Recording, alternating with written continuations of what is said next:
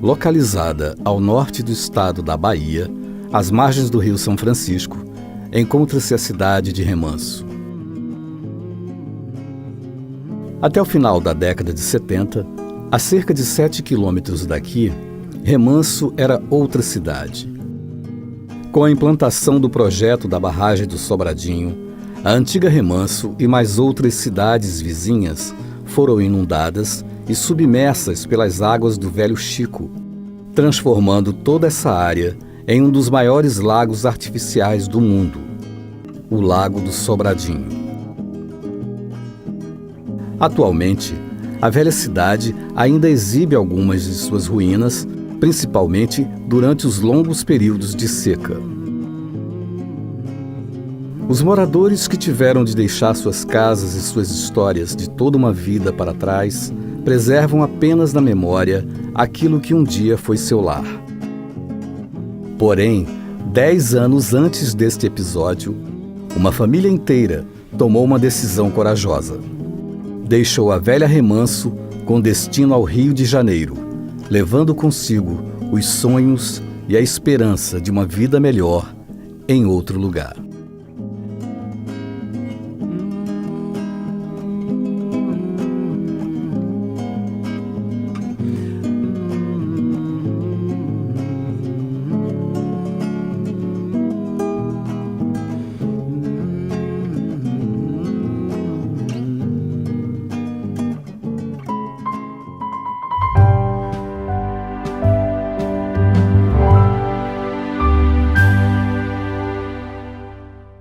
Eles conheceram o menino, ele namorou muitos anos, é aquele namoro de menino. E aí, depois, muitos anos depois, aconteceu, casaram nas Queimadas. Como é que foi o casamento, né? Porque eu não sei.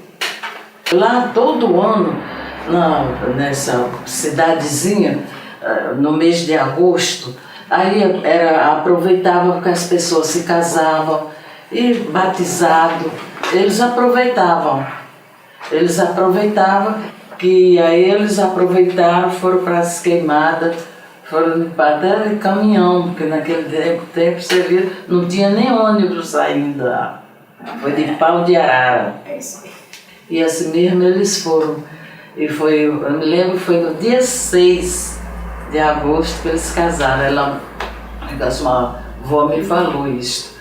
Aí eles casaram, disse, pronto, agora estamos casados.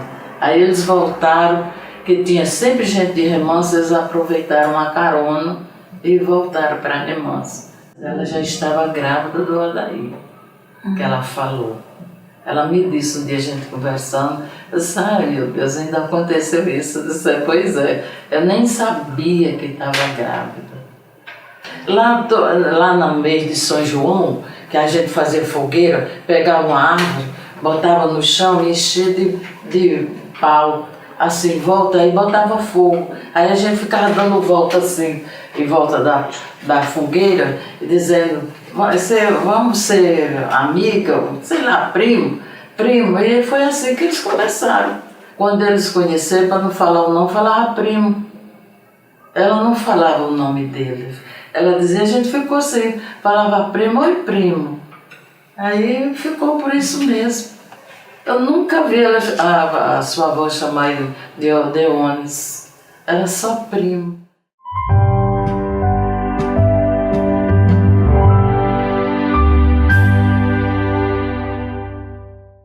Meu nome é Odair Correia, sou filho do Odeones e da Maria Lima. Nasci em 1947, em Remanso, e sou primogênito de uma família de 12 filhos. Meu nome? Maria Auxiliadora, segunda filha. Primeiro Odair, terceiro Marilde, quarto. Gente, estou em dúvida se é Odeones ou Pedro. Não, Pedro não. Meu nome é Marilde, estou na ordem do terceiro, né? Vem Odair, Dorinha e Marilde. Depois vem Osni, que Odair, eu sou Marina, não estou certa. Meu nome é Osni Neri, faltou o Souza, mas é Osni de Souza Neri. Sou o quarto filho de uma turma de 12. Começou por daí, depois veio a Marilson, a Dorinha, depois Marilson. Não, depois Osni, depois Marilson. É isso mesmo. Aí depois depois de Marilson veio o Osni. Depois de mim veio Osni. Osni veio antes. É muito duvidoso, não sei. Ok, eu sou o 6º filho da família. Meu nome é Odailson. Meu nome é Marina Lucília. Lucília por conta da minha avó. Minha mãe falava isso aí, que ela com a minha outra tia, minha tia também, que é a tia Marina. E eu sou a 7ª filha da família Neri. Eu sou o Deonis Júnior. Eu sou o 8º. Eu sou 8 de 12. O primeiro foi o Odair, o segundo vem a Dorinha, depois vem Osni, Marilde. Meu nome é Pedro Neto de Souza Neri. Eu sou o 9º. Na escala da família, eu sou o 9º. Era para ser o último, pelo jeito. Botaram o nome de Pedro para ver se parava, mas depois o cara continuou. Meu nome é Maria do Socorro, eu sou a 10ª. Eu tô muito nervosa. Meu nome é Regina Lúcia de Souza Neri, eu sou a 11ª dos Neri, é isso. Meu nome é Uberdan de Souza Neri, sou o 12º filho, sou o último rebento da família. Quantos filhos tem? Eu tenho uns 12. Tem muita gente. Né? O senhor lembra o nome de todos os filhos? Não, fala aí. Da minha Maria, Osni. Não consigo ver. Marina, Antônio Júnior, Pedro, Dorinha, Osni. O perdão. É o perdão que mora lá.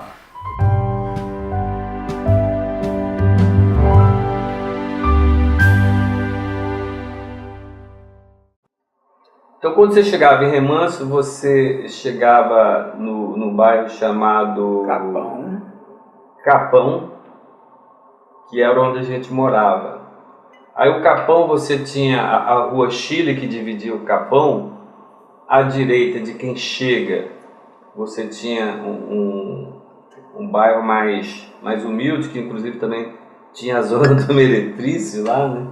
Isso mesmo. E do lado esquerdo tinha a composição do Colégio Rui Barbosa, da igreja principal, onde morava a Zilnúria também, onde morava Elias também Rosal. Um pouco mais atrás da igreja morava o Ioiô, chamava de Ioiô. E um pouco, seguindo a rua Chile, que dividia os dois lados do Capão, um pouco mais adiante vinha o comércio, tinha lojas de tecido, que um dos proprietários era meu padrinho, Juvencio, vendia tecido, em parceria com o irmão dele, Rosalvo, eram os dois sócios, eram irmãos, e tinha essa loja de tecido. Então ali tinha comércio, coisa e tal, tinha coisas. Tinha vários, né? Era um comércio, né? Tinha, assim, era intercalado por essa praça, eu te falei que tinha igreja, 4 quarteirões a mais, você pegava uma outra conexão, que a gente chamava de banca, me parece. Era uma estrada um pouco mais alta, com passagem quando o rio São Francisco enchia, a água passava por baixo desses núcleos, desses túneis que por baixo da pista. Era uma pontezinha, né? Sentidos. Toda de pedra. Passada essa banca, essa conexão, que demorava assim, acho que 2 minutos de um bairro para outro, já começava o bairro chamado Remanso, que seria a cidade era até um bairro melhor do que o nosso. Mais nobre, que era calçadinho, todo legal, e ficava na beira do rio. Tinha aquelas balaústras que a gente chama de... Como é que é o nome disso? Era de lá que você via o Rio São Francisco. Então, criava uma enseada onde você tinha a visão para o rio. Era o lado mais bacana, mais fresquinho, entendeu? Uma cidade, assim, plana, né? Não tinha morro, assim, você caminhava o tempo todo, era tudo aberto. Então, eu morava num bairro chamado Gameleira, que era um bairro, assim, tipo, pessoas mais humildes, né? Onde meus avós moravam. Remans é uma cidade que tinha uma rua que a gente chamava Rua do Comércio, né? Onde ele parava os carros para descarregar, tinha um comércio centro comercial, ali comprava as coisinhas e logo em frente tinha uma pracinha que todo mundo brincava na praça, e depois tinha uma capelinha. Esse era o verdadeiro Remanso onde a gente morava. A minha mãe chegava e dizia: meu filho, hoje seu pai está com pouquíssimo dinheiro. Eu dizia: mãe, não tem problema não, deixa que eu vou pescar. Pegava meu anzol, saía e voltava superlotado de peixes. Acompanhava meus irmãos mais velhos, principalmente o Daí, o Osni, nas pescarias no Rio. E a minha função, como eu não sabia pescar ainda com essa idade, era organizar a feira de peixes. O Daí era um bom pescador, o Osni também. O meu trabalho era pegar os peixes, botar nas feiras e mantê-los hidratados, né, para não ficarem dessecados com o tempo. Verdade. Daí a gente, como era eu e ele os mais velhos, a gente ia buscar água longe para beber, né, essa coisa. Então, andava praticamente uns 3 quilômetros para buscar água para a mamãe e as meninas tomar banho. Agora, quanto aos homens, os maiorzinhos, eu, meu pai, o Osni, a gente ainda tomava banho lá no Rio São Francisco, né? Era aquele pau com aquela lata no meio, e ele, como ele era o maior, mais velho, ele puxava aquela lata para perto dele para ficar o peso mais próximo dele, né? E lembro depois que, quando eu não podia, ele pegava 2 latas, botava o pau no ombro, uma de cada lado. Eu também ainda cheguei a fazer muito isso. Agora, para a água para a lida diária, ali a gente apanhava numa cisterna na casa da vizinha lá perto. Então, era assim. A água longe no Rio, São Francisco, para beber. Depois ele veio para cá e eu fiquei sozinho. Aí o Epifânio, era o marido da Dona Senhora, tinha um jumentinho lá, um burro de carga, e eu comecei a pegar os barris, né? Eram 4 barris. Botava em cima daquele jumentinho, botava água na casa dele, botava no bar e colocava lá em casa. Eram 3 idas longas, era difícil. Mas eu fazia isso cedo. No Zangari, né? Zangari era um bairro, era um ponto do Rio São Francisco, onde a água vinha mais limpinha. Era uma água bem corrente. Uma água corrente limpa, você podia beber direto ali da fonte. Gostava de andar na rua, de andar nos carros de boi, lavar carro de boi. Era um divertimento. O Ronaldo passava um caminhão e se pendurava no caminhão. Ele fazia amizade com os motoristas de caminhões e ele simplesmente sumia. Então, eu não saía muito com o Ronaldo, eu praticamente não saía com ele. Aliás, o Ronaldo, ele tinha uma liberdade. Liberdade, é. O Ronaldo, ele gostava Ninguém de segurava andar, ele gostava de fumar, ele andava pra rua, ficava daquele jeito. Não gostava de ir pra aula. Tinha um pessoal que eram uns caminhoneiros que chegavam na cidade, né? E ele gostava muito de estar perto daqueles caras, ele estava sempre pongando naqueles carros, né? Ronaldo era o terror dos moradores de rua, dos mendigos. Ele ia atrás dos loucos, porque toda cidade do interior tem muito louco, isso é muito comum. Você deve já ter visto nas novelas, né? Era aqueles loucos, nós deixávamos a porta aberta, os loucos entravam na nossa casa. Uma vez entrou um louco lá em casa que eu fiquei me tremendo de mesa. A da mamãe falou assim: calma, minha filha, calma. Eu fui lá dentro, pegou um café, toma aqui, Vicentinho. Ele jogava café quente na garganta. Obrigada, tchau, dona Marilena. Uma outra coisa assim que eu lembro bem, marcante também, foi a minha irmã Corrinha se afogando no Rio de São Francisco, que a gente brincava perto do cais, né? E ficava sentado ali, e ela escorregou, caiu, né? Caiu, era fundo, né? O rio era muito fundo. Eu estava no cais, onde aquelas embarcações tipo Rio Mississippi atracavam para desembarcar mercadoria, ou desembarcar pessoas, ou pegar, enfim.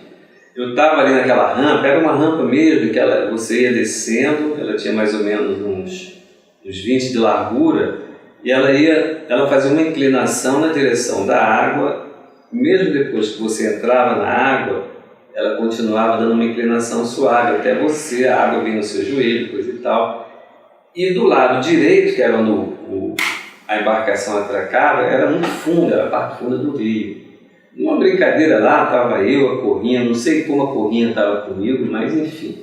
A Corrinha caiu na parte funda e eu lembro que tinha uns rapazes pescando e eu pedi assim ajuda, coisa e tal. E o tempo que eles estavam tirando a roupa para de repente pular na água e socorrer a Corrinha, que ela sumia e voltava, sumia. Eu não sei de onde é que eu tirei força, que eu tinha 9 anos, e consegui segurar no cabelo dela e segurei. Aí depois os rapazes vieram e terminaram de me ajudar a tirar ela. Acho que esse evento da Corrinha marcou mais. E até hoje, ela se lembra disso. Não, eu sei que houve. Ele viu o cabelo e puxou. Isso, né, é o que conta, mas eu não me lembro também. Vai ver que é por isso que eu tenho tanto medo de nadar, não nado nada. Eu lembro de ter uma rua que as pessoas ficavam assim, tipo qualquer cidade pequena, né, mesmo aqui do Rio de Janeiro, um lugar que as pessoas sempre se encontram ali, uma rua que as pessoas ficavam indo e voltando. Na época o Osni era o locutor, né, Osni? Era o locutor da Rádio Primavera. O Osni era o locutor da Rua Chile, então ele que fazia Rádio Primavera? as apresentações. O padrinho dele, Quinquinha. Isso eu me recordo tudo. Onde Osni era o locutor, Osni era o locutor da Rádio Primavera. A rádio foi por acaso, a gente tinha uns amigos que trabalhavam lá no serviço de alto-falantes e às vezes eles precisavam sair para fazer alguma coisa, então começaram a me deixar ali para ajudar, né? E eu fui aprendendo aquilo, né? No início ia só colocando o disco para tocar. Depois fui aprendendo a fazer a locução, fazia as dedicatórias, né? Que era mais isso. A rádio era uma coisa de um comercial e uma dedicatória que alguém oferecia uma música para outra pessoa, né? Então eu comecei assim. Eu estava com 13 para 14 anos. Comecei bem cedo. Era Osni Nery. Eu passava na rua, o pessoal dizia, Osni Nery, tudo bem? Me cumprimentava assim, eu até senti um pouquinho de orgulho, né? Eu, como irmã mais velha, ajudei minha mãe a criar os meus irmãos. Às vezes eu fugia para casa do meu avô, passava a tarde toda lá, para fugir do trabalho de casa. Mas eu apanhava quando eu chegava em casa. Minha mãe fazia cuscuz e beiju pra gente, naquela época dizia que era café de pobre. Aí ela tinha um bule grande de ágata, ela enchia de café com leite. Nós sentávamos em volta dela e ela enchia cada uma caneca. A gente se alimentava daquilo. Eu lembro que tinha uma senhora, como se fosse dona de uma padaria, onde a gente faz fila para o pão fresquinho. As pessoas iam lá com uma vasilha para comprar cuscuz. Na hora do almoço, ela colocava a mesa, na hora do jantar, botava aquela mesa cheia de prato e ela contava os meninos ali. Ela, tá faltando um menino. Quem é? Quem que tá faltando? E é o Zozô, é o Ronaldo. Então, onde é que tá esse menino? Ele me chamava para vir, para fazer parte ali. Então, as lembranças que eu tenho de irmãs é de uma cidade pequena, pacata, onde a geração de muitos pobres e poucos ricos. Eu tinha umas amiguinhas que eram muito ricas. A gente não tinha brinquedo, não tinha nada. E tinha boneca, elas tinham boneca de cabelo de verdade. E elas eram muito ricas, eu era amiga delas. Eu lembro que eu ia lá para aquela casa. E era uma casa muito grande, muito bonita. Próximo onde eu morava, na Rua Chile, tinha uma praça enorme. Tinha a igreja principal, a matriz, tinha o Colégio Barbosa, onde o Odair estudou, a Maria, o de Adorinha, o Osni. Eu não estudei no Rio Barbosa, que eu me lembro, não deu tempo. Estudava acho que em outra escola. Todo mundo frequenta a escola, né? Enquanto a gente podia estar lá, todo mundo. Eu queria perguntar, existia colégio particular? Me parece que não. Acho que não. Era todo o ensino público era tão bom que misturava todas as camadas. O colégio lá em Remanso, na cidade, na parte de Remanso, que era o grupo escolar que tinha lá, né? Mas a parte do ginásio Rui Barbosa, era o Rui Barbosa. Era um ginásio grande, Era um né? ginásio muito grande, era uma escola muito grande, onde a gente tinha a admissão, depois o científico, né? Rui Barbosa pegava acho que quase com um quarteirão. Eu lembro. Era uma praça ali. E tinha desfile no 7 de setembro, né? Eu lembro de um desfile muito bonito do 7 de setembro, que as meninas, a Maria e a Adorinha desfilaram. Eu não sei como é que eu fui parar na casa dos meus avós. Mamãe foi levada para casa do meu avô para ninguém cuidar dela. A mamãe, ela realmente, um aborto, né, natural que ela teve de um baby, não foi forçado nem nada, né. Como a gente não tinha médico especializado, que ela teve um aborto, ela ficou muito mal. Então a Nini fazia umas comidinhas, uns mingaus assim, que fortalecia bastante. Foi que minha mãe foi se recuperando.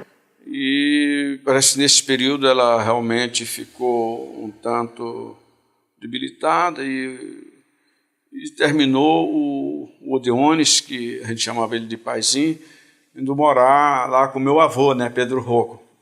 Eu devia estar aí com, sei lá, uns 2 anos de idade, provavelmente, de quase 2 anos. Fui ficando na casa dos meus avós e fiquei até os 9 anos de idade. E lá o Odeones ficou com eles alguns anos até o momento de vir para cá. Eu chamava papai de ele e minha mãe de ela, sabe? Então eu não tinha essa coisa de pai. Eu não lembro. Meu pai era meu avô e minha mãe era minha avó. Porque a gente morava na rua principal, uma casa muito grande, que tinha um bocado de janela, e ficava ali tudo lá. Era a moradia da gente. Como se fosse uma construção portuguesa, né? A casa estreita, colada uma na outra, frontalmente, assim, né? Lateralmente. Aí você vai se aprofundando, vai andando, até você ter um quintal lá atrás.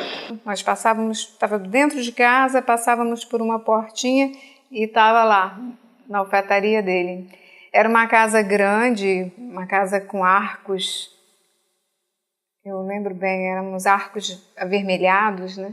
Era uma casa velha e tinha muita altura, eu lembro disso. Tínhamos uma cozinha grande, fogão a lenha, tinha um banheiro, um quintal assim onde a gente criava os animais, né? 3 quartos, colocava camas, né? São os meninos, meninas e papai e mamãe. E eu lembro bem que nós bebíamos água no pote, né? Não tinha geladeira, então era um pote. Os meninos traziam água do rio, que lá não tinha água encanada. Aí colocava água dentro daquele filtro, tapava. Embaixo tinha aquele pote cerâmico, que ia pingando água limpinha. Aí de vez em quando a gente limpava aquele filtro em cima, que ficava toda a lama do rio ali. E a minha mãe cozinhava no fogão de lenha.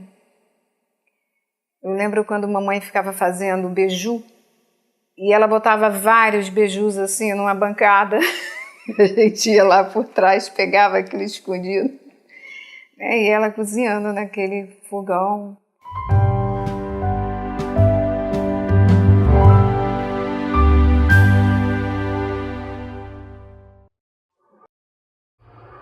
Nasci em Remanso. Nasceu em Remanso mesmo? Nasci em Luiz. Tinha dois. Tinha dois Candeeiro. Candeeiro.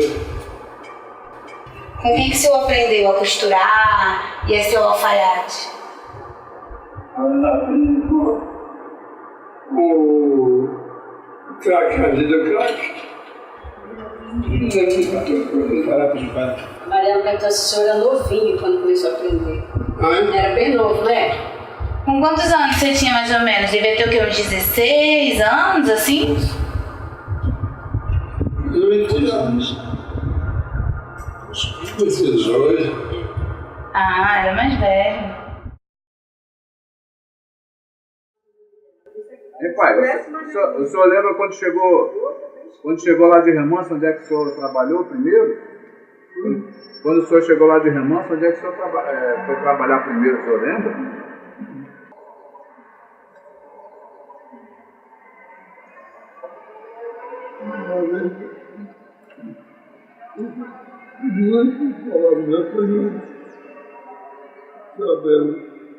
Lá com o seu Abreu? Como é que era o nome lá da alfaiataria lá?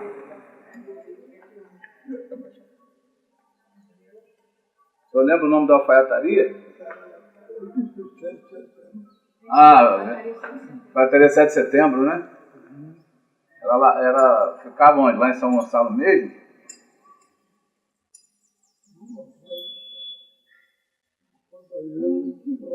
Lá em Niterói, né?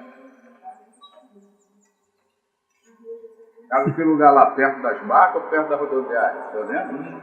Era perto das barcas, perto da rodoviária? Onde é que era a alfaiataria?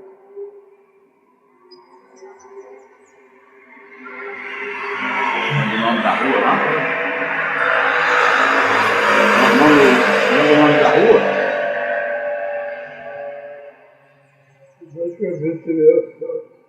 Zé Clemente 67. Ih, rapaz, o senhor lembrou o número? 67.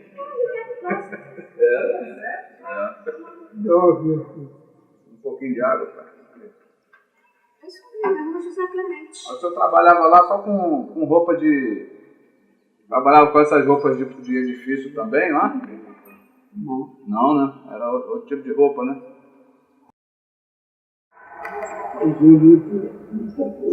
Não, todo tipo de roupa, né?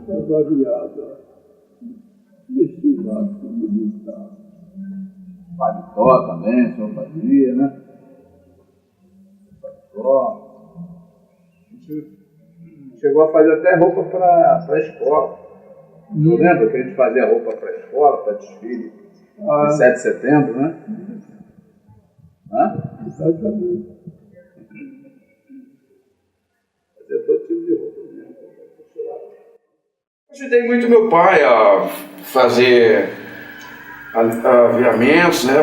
Como se diz, fazia bainha de calça, fazia casa, pregava botões, passava roupa, entregava as roupas, né? E fui crescendo ali junto com o papai nessa batalha, né? A gente não existia luz elétrica, era tudo ali no manual, no mecânico, aquela máquina sendo pedalada o tempo todo ali por ele. Era uma luz incessante, né? Eu fazia a intertela do paletó, né? Que era fazer um zigue-zague, né?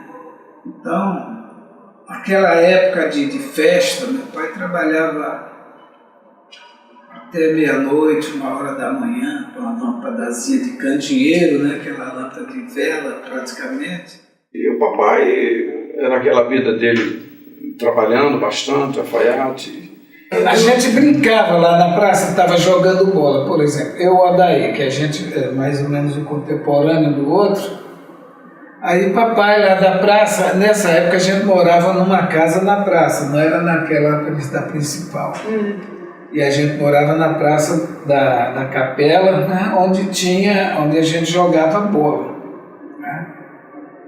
E papai fazia assim... Todo no atacado. Alguém tinha que comparecer. Aí falava, sou eu, pai. Aí ele dizia, qualquer um. Eu sabia que a gente tinha que abandonar ali, ia ter que comprar para ele aviamentos, botões, linha, o que fosse para poder terminar aquelas roupas que ele estava fazendo. Vai lá no Raul Clarindo, compra lá uns botões assim dessa cor, assim, levava a amostra do tecido, né, para comprar o botão. E a gente ia lá, daqui a pouco voltava, daqui a pouco papai, de novo. Vai lá no Raul Clarindo, vai compra agora a linha. Era assim, eu não comprava. Mas a gente entende, sabe o quê? É que faltava dinheiro, não tinha dinheiro. Então ele tinha, conforme tinha que entrar e às vezes ia no fiado mesmo. Né?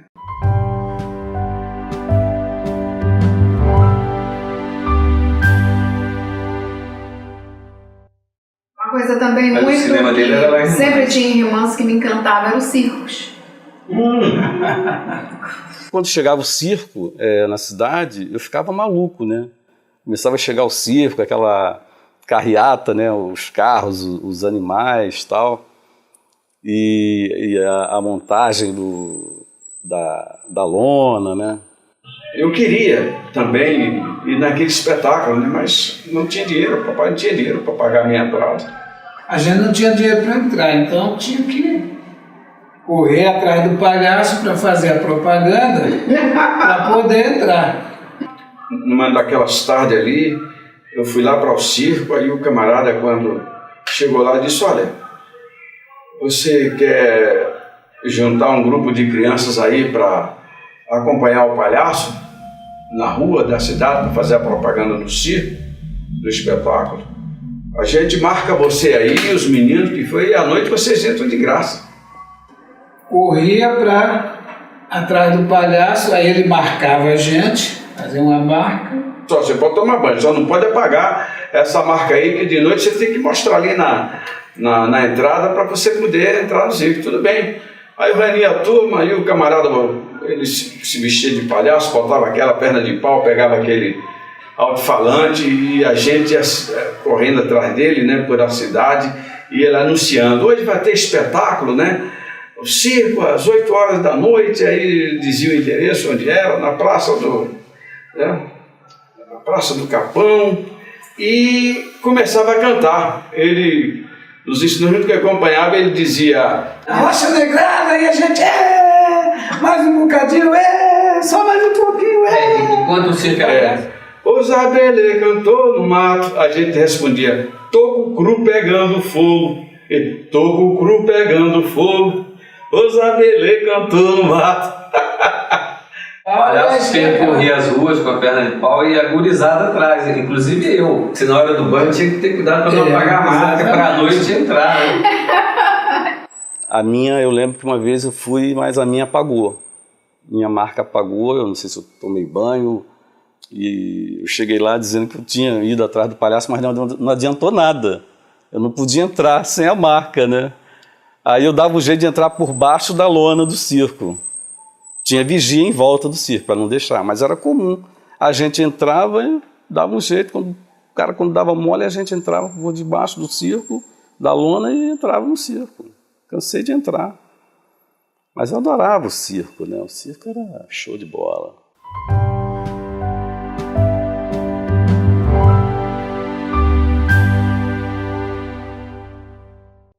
E quando eu tinha 13 anos, a minha mãe me pegou pela mão e disse: todo homem tem que ter uma profissão.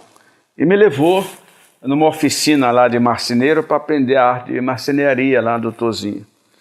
E eu fiquei ali praticamente quase que um ano aprendendo a serrar, a lixar madeiras, e eu achava aquilo terrível, né? Porque ele muitas vezes trazia uma mesa para mim lixar, e eu lixava aquela mesa, lixava. Aí depois eu passava meus dedinhos assim, achava que estava maravilhoso. Aí eu perguntava: tá bom, seu Tozinho? Ele chegava e disse: não tá bom não, encalca a lixa. Aí eu ficava: meu Deus, não é isso que eu quero para mim. Daí, quando ele estava lá, quando ele estava trabalhando lá no bar, foi que chegou o Maurício, era um pernambucano, que era o radiotelegrafista da Varg na época. Então, o Odair era sempre muito esperto, né? Maurício, ele era o radiotelegrafista. Então, o Odair, quando saía da folga dele, ia lá para a estação de rádio da Varg e ficava lá pela janela olhando lá o Maurício lá no manipulador, né? Código Morse, E quando o Maurício chegou, ele ia muito no bar do Epifânio, que ele gostava de tomar uma cerveja, uma caninha. E ali um dia, uma noite, eu apareci lá, eu fiz um manipulador de madeira e cheguei lá batendo naquele manipulador. Aí o Maurício disse: tu quer aprender radiotelegrafia? Que ele era um pernambucano. Eu disse: é o que eu mais quero. Ele disse: então tu vai fazer o seguinte, vou te dar o código Morse aqui. Me deu o papel ali com o código Morse e disse: amanhã você vai lá para a estação de rádio que você vai começar a aprender radiotelegrafia. Daí saía de lá, então começou a aprender o código Morse. Nessa época eu estava com meus 15 anos e ali ele começou a me ensinar a radiotelegrafia propriamente dita.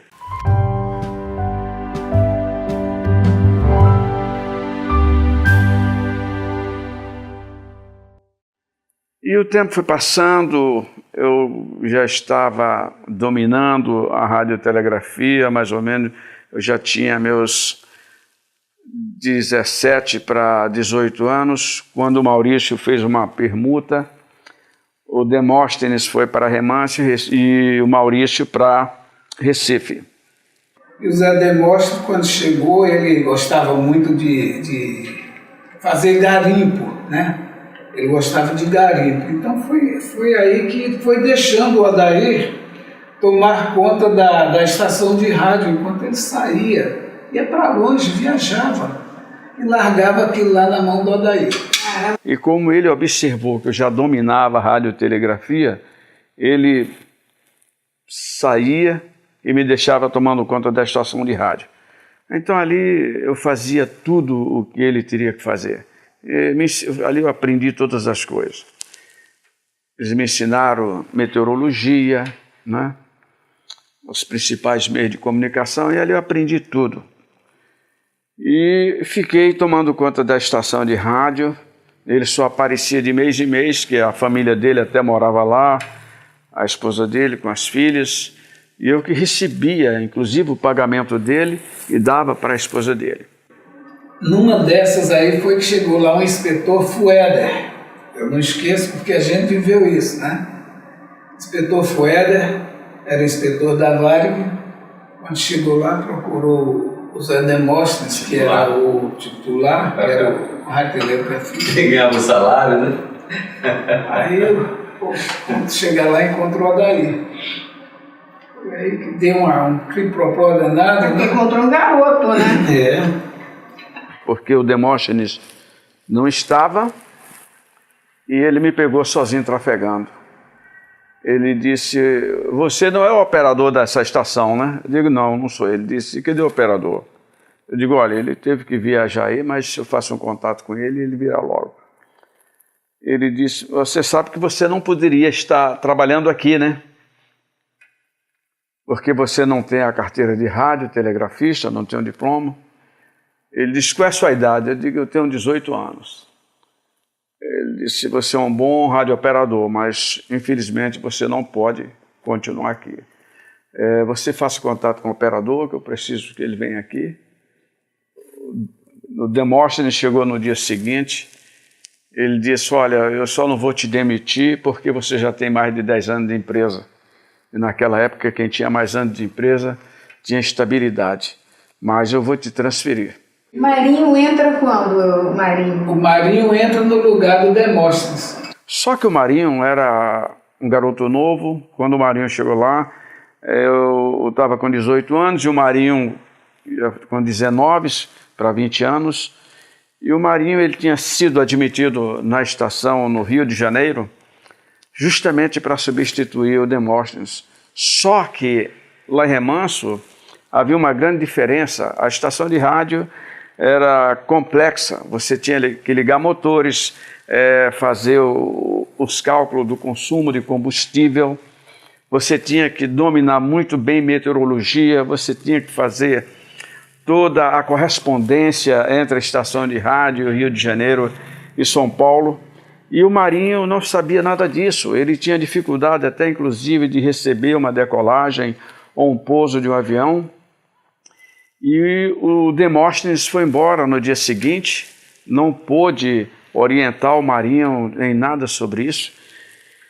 E o Fued ficou ali durante uma semana tentando ver se o Marinho conseguia aprender o negócio, mas dificultava cada vez mais. Ele diz, olha, eu vou te demitir, vou chamar outro operador do Rio e vou te demitir. E foi aí onde eu entrei e disse, não, seu Fued, você faz o seguinte, você volta para o Rio de Janeiro e, como o senhor sabe, eu conheço toda a estação, domino tudo que tem aqui dentro. Eu vou ficar aqui com o Marinho, ensinando tudo que eu sei a ele, e eu só vou sair daqui depois que ele estiver apto a assumir a estação de rádio. Ele disse, você vai fazer isso por mim? Eu vou. Ele disse, então, quando você completar a sua maioridade, tiver condições, que for para o Rio tirar o seu diploma de radiotelegrafista e a sua carteira de rádio, chegando lá você me procura. Que de repente, quem sabe, a gente até consegue uma vaga de radiotelegrafista para você, lá mesmo na nossa estação no Rio de Janeiro.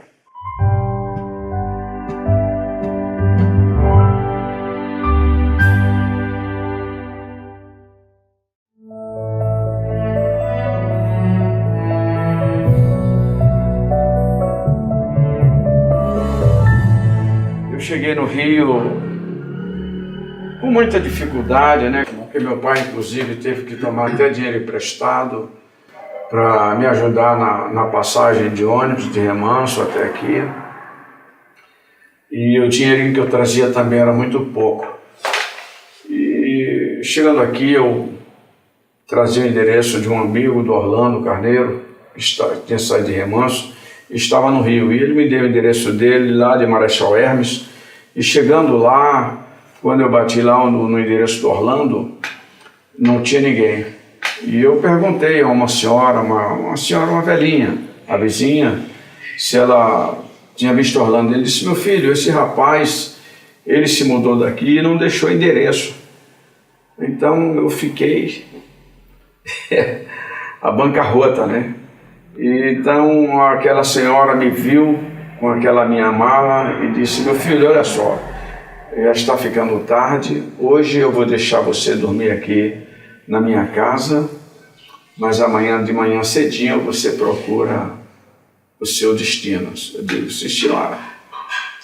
Aí no dia seguinte eu saí, fui direto na estação de rádio da Varig no Rio de Janeiro, e lá chegando eu falei quem eu era e disse que gostaria de falar com o Sr. Fued.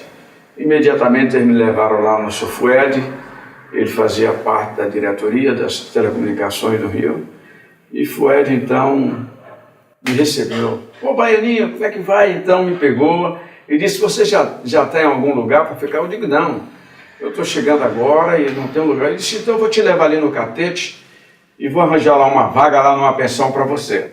E lá na Varig, quando eu cheguei, não tinha vaga para mim, não tinha vaga de nada. E o dinheiro estava acabando. A minha sorte é que naquela época ainda existia o calabouço estudantil, que ficava lá mesmo, pertinho do aeroporto Santos Dumont. E ali no calabouço eu encontrei o Disseu Regis, que era lá de Remanso, e ele era o presidente do calabouço. E ali eu também, como estudante, comia ali. Almoçava e jantava e não pagava praticamente nada. E foi, digamos assim, a minha sorte inicial aqui, porque eu não tinha realmente condições de pagar alimentos se eu tivesse que comer todo dia com o meu próprio dinheiro que eu tinha trazido. Porque o dinheiro deu mal para pagar ali uns 20 dias de pensão, né? E aí eu comecei a correr atrás do trabalho. O que a gente pode fazer por você é o seguinte, aí tem uma vaga de faxineiro, fazer limpeza na estação de rádio, porque nós estamos querendo botar o Bira, que é um rapaz que trabalha aqui na faxina já há algum tempo, nós estamos querendo transferir ele para o teletipo, e se você quiser usar essa vaga, eu disse eu topo, não tinha outra alternativa mesmo. Então, no dia que eu compareci para o meu primeiro dia de trabalho, que peguei o balde e a vassoura para fazer a limpeza na estação, a estação de rádio móvel, ela tinha, parece-me que 12 operadores em cada turno de serviço, 12 circuitos. E então eu pegava a vassoura para limpar o chão, os operadores diziam: Odê, vem cá me dar um café. Aí eu largava aquilo lá e ia dar o café ao camarada. Aí quando ele voltava, eu começava a fazer a limpeza de novo. Odê, deixa eu fumar um cigarrinho aqui. Aí eu ia lá para o circuito de novo. Aí eu começava a voltar de novo ao trabalho. Aí o camarada: Odê, vem tirar um boletim meteorológico para mim aqui que eu vou tomar um cafezinho. Aí o dirigente da estação de rádio, eu me lembro como hoje o nome dele era Otton, ele pegou o telefone e ligou para o chefe dele e disse: Tinoco, o Odair, ele está aqui como auxiliar de estação, limpando a estação de rádio aqui, mas só que os colegas dele não deixam ele fazer o trabalho dele, porque é incrível, ele é um ótimo radiooperador, está entendendo? E não tem condições desse rapaz fazer esse trabalho. Por que você, Tinoco, não bota ele como auxiliar de estação para dar aqui reserva para o pessoal, tomar um café, fazer um lanche, porque nós estamos com a falta de um operador nesse sentido, e deixa o Bira continuar fazendo o trabalho da limpeza da estação e admite outro rapaz e bota o Bira no teletipo. E o Tinoco ali respondeu que positivo. Então chamaram o Bira para me substituir no serviço de limpeza e no mesmo dia eu fiquei já só como auxiliado de estação de rádio, né, como radiooperador. Só que aí eu ainda continuava ganhando só mais de um salário mínimo, que era o salário inicial, que eles estavam pagando lá para esse tipo de serviço de limpeza, e enquanto eu tirava a minha carteira de rádio, meu diploma. E aí eu fui para a escola. Né? Fui para a escola e na escola lá me matriculei para tirar o diploma de radiotelegrafista. Chegando lá, eu já fui com uma recomendação do seu Pontes, dizendo que eu era um ótimo radiotelegrafista, que eles me testassem, que talvez não precisasse fazer o curso de radiotelegrafia propriamente dito lá. Mas assim, com pouco tempo de trabalho, ele já conseguia mandar um bom dinheiro para a gente. Todo mês ele mandava. Todo mês eu tirava um percentual e mandava para meu pai. E então, quando chegou em junho, que eu passei para o quadro de rádio, eu passei a mandar muito mais, porque estava ganhando muito mais, né? Ganhando 6 vezes mais do que eu ganhava inicialmente. E quando fui no mês seguinte, de julho, eu fui fazer um 0 hora, um horário de 0 às 6 da manhã, na estação móvel. E chegando lá, eu com meus 19 anos, eu parecia uma garrafa, eu não tinha nem um pelo no rosto, completamente desprovido de pelo, parecia um garotinho. Então quando eu cheguei lá na estação, dei boa noite, o dirigente disse: meu filho, você é o Odê? Eu digo: sou eu mesmo. Quantos anos você tem, meu filho? Eu digo: tenho 19 anos. Ele disse: meu filho, eu estou vendo aqui que o Tinoco te escalou aqui no circuito de rádio, no circuito aqui de Nova York. Mas daqui a pouquinho vai decolar um jato para Nova York. Eu digo: não tem problema não. Só que ele não sabia que eu já estava habituado a dar cobertura de voo em remanso para tudo quanto era aviões ali que passavam naquela rota. E ele ficou preocupado. Aí ele pegou a cadeira dele, né, e colocou ao lado da minha, né, e botou o receptor, abriu o receptor em volume alto e deixou para ele acompanhar exatamente tudo o que estava acontecendo. E daqui a pouco, aquele avião que estava decolando para Nova York me chamou. Eu atendi, o avião mandou a mensagem para mim e ele acompanhando, e eu recebendo a mensagem, recebi a mensagem toda sem confirmar nada. Aí depois tinha uma mensagem também, que era uma mensagem meteorológica, e eu comecei a transmitir aquela mensagem para aquele avião, também em radiotelegrafia, né? E fui aumentando a velocidade, aumentando. Aí ele disse: meu filho, transmita mais devagar, senão o navegador não vai receber. Eu digo: recebe sim, ele é bom. Aí quando eu terminei de fazer o contato ali com aquele avião, Ele ficou olhando para mim, ficou assim admirado e tirou a cadeira dele, voltou para o lugar e me acompanhou durante toda aquela madrugada, o desenvolvimento do meu serviço. Eu tinha um desembaraço muito grande, né? E até mesmo eficiência e eficácia naquilo que eu fazia. E eu fui observado durante todo aquele horário por ele. Quando foi de manhã, que nós estávamos saindo dali, que eu fui bater o cartão de ponto, ele me abraçou e disse: meu filho, você já tem outro emprego? Eu disse: como, senhor Guerra, eu tenho outro emprego? Sim, eu trabalho aqui na Varig. Ele me apontou para o estacionamento dos carros e disse: meu filho, está vendo aqueles carros lá, tudo bonitão ali? Eu digo: estou. Ele disse: aquilo ali é tudo dos radiotelegrafistas daqui. Todo radiotelegrafista aqui tem 2, 3 empregos.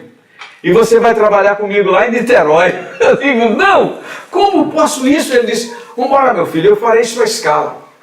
Quando você estiver aqui na Varig, você não está lá. Quando você estiver lá, você não vai estar aqui. Pode deixar que eu preparo a escala para você. Aí pegou um papel: assina aqui, meu filho.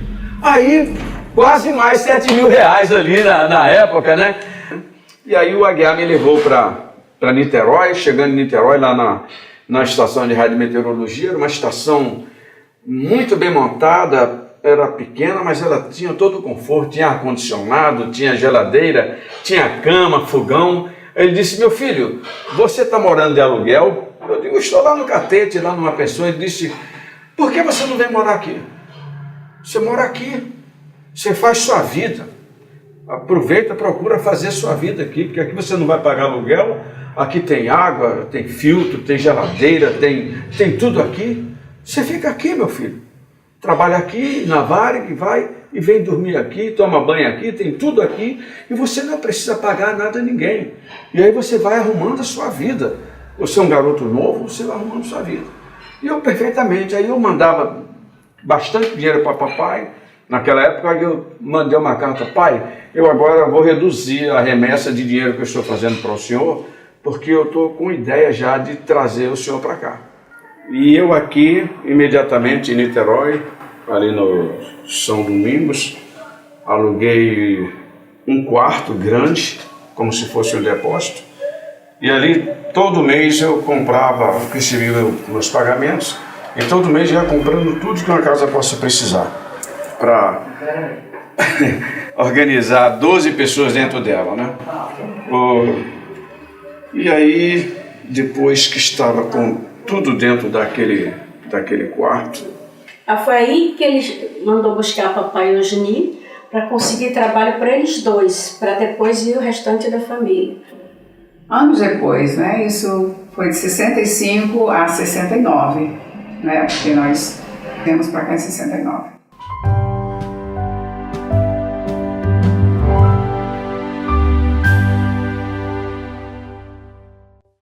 A nossa viagem, nós fomos primeiro para Juazeiro, Petrolina ali. Depois pegamos um ônibus para ir até Salvador. Nós fomos até Salvador porque a minha tia Marina pediu que a gente passasse por lá, até para ela nos dar uma ajuda financeira. A chegada aqui foi maravilhosa, né? Chegar na cidade grande, a gente ficar bobo com tanta coisa, chegar em Niterói, andar na barca, poxa, andar naqueles trólebus, naqueles ônibus que era trólebus, né?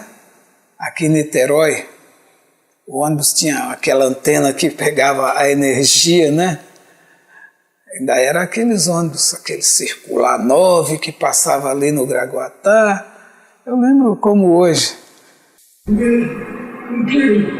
Cheguei aqui, onde eu ia, eu estava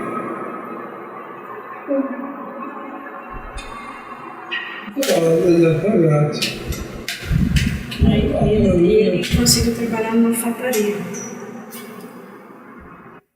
Papai, depois de uma semana, ele chegou para minha surpresa e disse: meu filho, eu já arranjei um trabalho. Vou ser o contramestre de uma alfaiataria civil-militar aqui no centro de Niterói, né? O homem gostou muito de mim E eu sou o contramestre daquela obra. O Osni também depois arranjou um trabalho, se eu não me engano foi no Rio de Janeiro, né? E o nosso tempo no Gragoatá, que era um quartinho ali na Alexandre Moura, foi muito pouco. Foi só o tempo da gente procurar a casa e conseguir a casa, né? Eu pretendia mandar buscar minha mãe uns 6 meses depois, né? Que a gente estava mandando dinheiro lá para ela. Mas meu pai começou a dizer, meu filho, vamos mandar logo buscar aquele pessoal, porque eu não estou conseguindo dormir direito, né? Não estou conseguindo dormir direito. Eu estou sonhando que a corrinha está puxando a minha calça, não sei o que é. Eu disse, tá bom, pai, então vamos procurar uma casa para a gente alugar e trazer o pessoal para cá. E aí foi nisso que apareceu uma mãe de uma namorada que eu tinha e ela disse, olha, senhor Dionis, tem uma casa novinha para alugar lá em São Gonçalo, coisa e tal. O senhor não gostaria de vê-la não? E papai foi. E a casa realmente era 0 quilômetro e toda arrumadinha, toda bonita. E papai então disse, meu filho, vamos alugar isso aqui. Eu digo, meu Deus do céu, longe. Mas eu digo, então vamos fazer, seja feita a sua vontade, pai. Depois que a gente conseguiu a casa, aí a gente já começou a fazer, puxar o mobiliário, né? Ficamos mais um tempinho lá, até chegar todo mundo, né? Até a televisão já tinha. E colchas, lençóis, tinha tudo. Comprei tudo. Mandei R$1 milhão. Eu não esqueço disso. Mandei R$1 milhão para minha mãe vir com toda aquela turma aqui para o Rio de Janeiro, né? Era muita gente, mamãe ficou lá com o resto todo dos filhos. E aquele dinheiro, quando chegou lá no banco, remanso, eu soube depois que houve até muitos comentários. O filho do Odeonis ficou rico lá do Rio de Janeiro, mandou R$1 milhão no mês para o dele. Encontrei uma vez um senhor, ele disse assim, um dia você não vai ficar aqui, uma pessoa vai te convidar para fazer uma viagem. Olha, menino, eu nunca esqueci disso. A Mariana de Julieta, eu estou indo para o Rio de Janeiro, eu sempre queria sair de lá.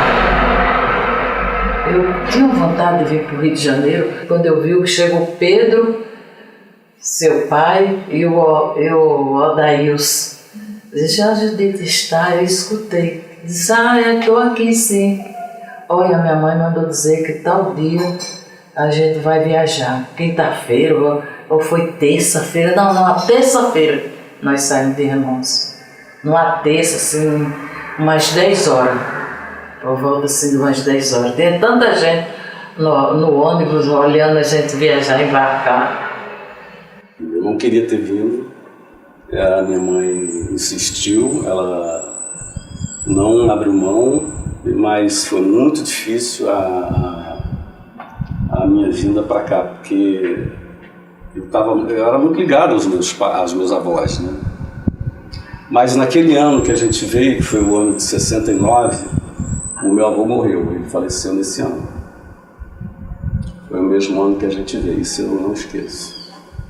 Ele não queria vir, uma quebra bem traumática. É até compreensível, né? Ele pegou muita coisa. Foi uma queda bem traumática, porque ele não tinha contato com a gente. O Jonas tinha 8 anos. De repente anos. Ele veio para ficar numa família que ele não tinha contato. Ele tinha 8 ou 7 anos. Ele tinha 8 para 9 anos, porque nós somos muito, as idades são muito... Lá em Remanso não tinha ônibus direto. Eu tive que ir para uma cidade próxima, Petrolina, que lá onde eu conheci uma família, que eu sempre passava as férias escolares lá na casa dessa família, que tem 2 filhas jovens, né? Então, o que eu fiz? Depois que o Daí mandou dinheiro para nós irmos, vimos aqui para o Rio, eu tive que ir na frente, comprar as passagens, depois é que eles foram me encontrar lá em Petrolina. Chegando lá, eu já tinha comprado as passagens para todo mundo. Foi aí que a gente foi parando, levamos uns 3 dias de viagem lá para cá. Foi muito desgastante, muito cansativo.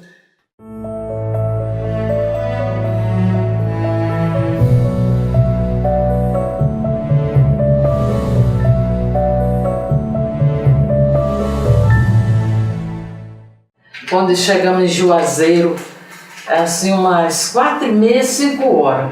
Umas 5 horas, vamos dizer assim. Aí a gente parou na porta de uma pensão, a Maria Helena conversou com a moça da pensão O ônibus até parava na porta da pensão. Aí a moça, tem lugar assim, aqui tem um quarto grande, dá para dormir, todo mundo.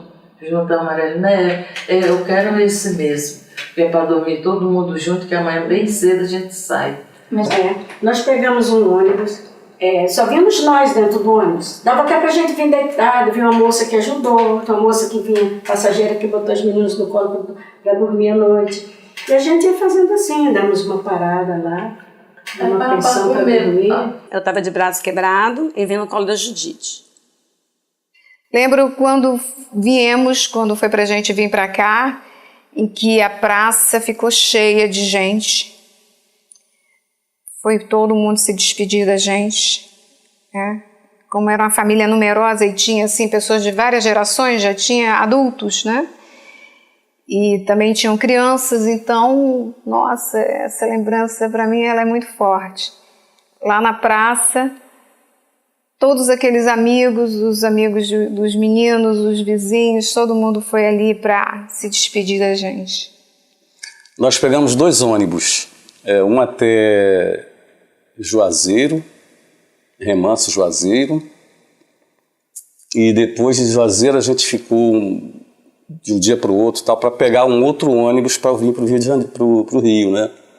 Aí foi uma viagem longa, mais de 2 dias viajando. Foi um trajeto, foi uma viagem muito cansativa, né?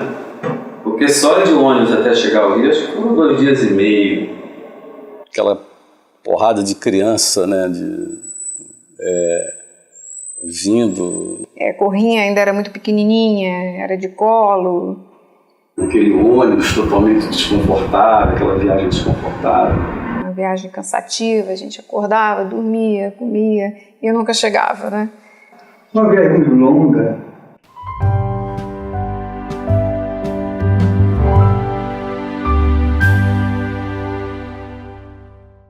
Quando a gente foi chegando aqui no Rio de noite, aquilo tudo iluminado, eu olhei assim e disse, nossa, como é lindo o Rio. Fiquei maravilhado com a quantidade de luzes, né, da cidade, entrando na cidade. Eu ficava assim bobo, né, porque eu nunca tinha visto tanta luz assim acesa, né. Eu sei que nós chegamos aqui no Rio na hora do roxo.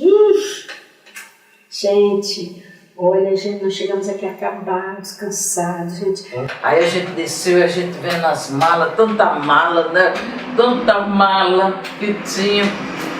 A mamãe chegou, rapaz, aí eu fui lá receber aquele povo, eu e meu pai, o Osni, lá na rodoviária. Mas era muito menino, desembarcando daqueles ônibus lá com aquelas malas e tivemos que pegar vários táxis até a Praça 15. Aí a gente pegamos um táxi, fomos para Barcas. Aí eu lembro que o motorista disse, nossa, vocês estão vindo da onde? Pegamos a barca cheia, gente, aguardinho. Tava um tumulto desgraçado. Ai, confusão de gente. Chegou a turma toda, aquela turma toda de baiano, lá na rua Dona Rosa, eu vi que a turma ficou todo mundo ali, os vizinhos, né? A casa era uma casa nova. Você, ao chegar, você descia 1 ou 2 degrauzinhos de escada. Aí você tinha uma entrada lateral. A casa era uma casa de altos e baixos. A gente morava lá embaixo na casa, na rua Santa Rosa, um negócio assim. Dona Rosa, uma coisa assim. Eu lembro que tinha uma árvore toda pintadinha, não sei como é que é o nome daquela árvore que ficava ali na frente, que era muito bonita.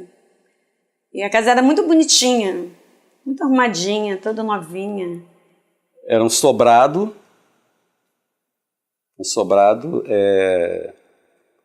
e a gente ficava no plano abaixo da rua um pouco. Para chegar à rua tinha que subir uma escadinha. A proprietária morava em cima, a gente morava embaixo. E embaixo tinha um centro de macumba. E também era uma escolinha lá embaixo, não é isso? Uma escolinha também. A dona da casa morava em cima, a casa era no meio, e embaixo tinha um centro de macumba. E nesse centro de macumba, dia de semana, ele virava escolinha. Eu concluía lá a primeira série lá nesse centro, com uma professora que era dona da casa, filha da dona da casa. Com a professora Vera. Eu estudei lá com a Vera. Chegamos aqui, a casa já estava toda arrumada. Muita gente aqui em São Gonçalo não tinha o que nós tínhamos, geladeira. Nós não tínhamos isso. Eu fiquei encantada quando eu cheguei, porque tudo era muito novo. Odaí, junto com o papai, eles compraram tudo novo. Era uma casa muito bem estruturada. O sofá era vermelho. Eu achei aquilo tudo lindo, a geladeira, o fogão.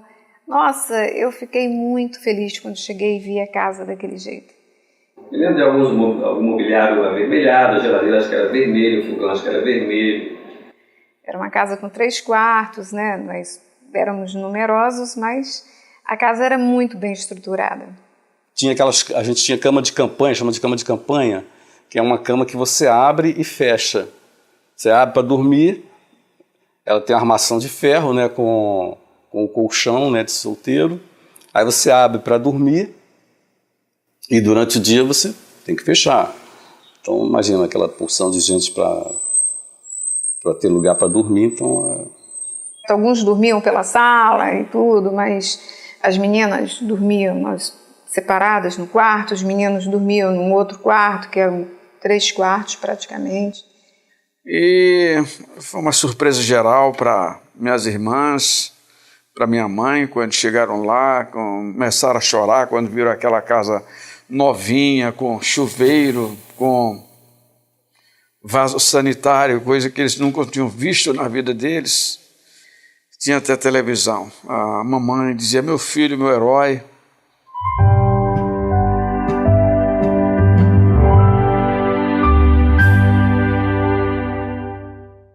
A vida começou a se tornar mais fácil, né, de uma forma. Mas, na verdade, a nossa viagem, até você se adaptar, se tornou muito dolorosa a separação da nossa cidade, onde nós nos criamos. Assim, eu lembro mais quando a gente estava em São Gonçalo, que lá em casa fazia muito hi-fi. E ia muita gente de fora, eles tinham muitos amigos. Eu, Osni, Marino, Odaí, nós tínhamos uma amizade muito boa com os jovens de lá. A gente fazia festa, se assustava em casa dos outros. A gente ia para baile a pé de madrugada e voltava a pé de madrugada, não tinha problemas, né? A gente frequentava o Tamoio. Que eu lembro de uma casa de sempre festa. A casa de mamãe sempre foi uma casa muito cheia, né? Eu lembro que a gente era uma casa muito alegre, muita festa. Aqueles tiragos, as brincadeiras todas com guaraná, não tinha negócio de bebida, né? Salsicha no palito, que tinha mais sacanagem, minha cobiça, que era um tiragosto preferido das crianças. Nós fizemos um círculo de amizade muito bom nessa Gonçalo. Nessa época, época do vinil, o Osni comprava todos os long play, de cantores, Creedence, de Maia, o pessoal daquela época, né? Nós tínhamos muito, era pilhas, então a gente fazia muito assustado lá em casa. Quando não era lá em casa, era na casa de outro. Tinha também um outro cara, lá perto assim, da nossa casa, que também fazia, o Silvio. Eles eram um pouco mais velhos que eu, né? Eu era moleque, então eles sempre faziam essas festas. Ou era lá em casa ou na casa desse cara. Uma coisa que eu achava muito engraçado é que quando chovia, a gente corria para ficar naqueles... Tipo assim, aqueles lances assim da calha, das casas, que caía, e a gente adorava tomar banho de chuva. Lá em São Gonçalo, a gente fazia isso e eles ficavam assim, gente, esses baianos são muito doidos. Que maluquice é essa? A gente achava aquilo o máximo. A lembrança que eu tenho assim, de São Gonçalo era do quintal, eu com catapora e mamãe mandando sair do sol, e eu tinha uma boneca de plástico azul, era uma bonequinha assim, e eu segurando a boneca, mas eu me lembro de brincar com a Andréia, que é a sobrinha da Marli, que morava em frente, né? Isso eu lembro, a gente era amiga de infância, então me lembro um pouco também da casa da Marli nessa época. Lembro também de trabalhar pela primeira vez, vendendo picolé. Eu comprava o picolé lá no bar do Jorge, lá perto também, onde a gente morava. E eu lembro de ter vendido picolé na Praia das Pedrinhas. Foi a primeira vez que eu trabalhei, para ganhar algum trocado. Os mais velhos, que foi a Dorinha e a Marilde, e eu, tinha que procurar alguma coisa para fazer, algum trabalho para ajudar o Odaí e ajudar o papai também, né? Foi aí que nós começamos numa firmazinha que vendia coleção de livros, os três trabalhando lá. Eu não tive muito trabalho. Eu acho que eu tive mais dificuldade foi em conviver com os meus pais, assim, começar a chamar eles, os dois, de pai e mãe, né? Que era eu não tinha esse laço. Nós fomos estudar no Oswaldo Ornelas, e era eu, Odeônios, Odailson. Fomos estudar, íamos todos de manhã muito cedo, né, estudar nessa escola, íamos a pé mesmo. A nossa luta, que eu me lembro marcante da nossa casa, era a gente tentar tirar o hábito do chupar-dedo do Odeônios. Eu chupava esse dedo aqui. E esse aqui eu botava no nariz. Chupava assim e fazia assim. Olha só que ridículo. O Odeônios, né, que chegou na família chupando o dedo, e os mais velhos, o Dailson, o Ronaldo, cismava de que ele tinha que tirar aquele hábito, e às vezes ele acordava, ele estava todo amarrado. Estava com as mãos amarradas para não chupar o dedo. E eu botava pimenta quando ele estava dormindo com o dedo na boca, eu botava pimenta. Ele chegou a criar um calinho no dedo. Era impressionante como aquilo ocupou a minha, acho que ocupou o Ronaldo, ocupou não sei quem mais. Era uma loucura aquilo. E ficamos ali uns 2 anos a mais, quando mamãe engravidou novamente. E eu, na época, fiquei apavorada. Eu falei, meu Deus, como pode? Mamãe vai ter mais filho. Ela teve o Dan em casa. E mamãe cismou que tinha que levar Dan para batizar lá em Remanso.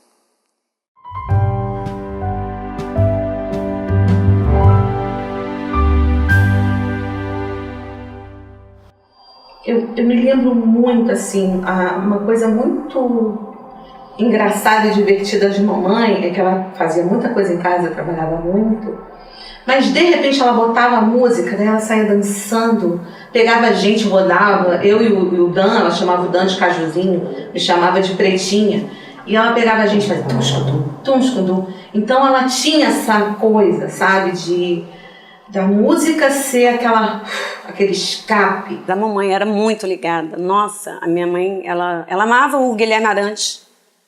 Amava. Nossa. Então eu me lembro da gente ouvindo muito disco em casa, assim. Sempre tinha um disco do Guilherme Arantes. A mamãe falava, adoro o Guilherme Arantes. Roberto Carlos era muito também. Muito por conta do Ronaldo, que eu adorava o Roberto Carlos.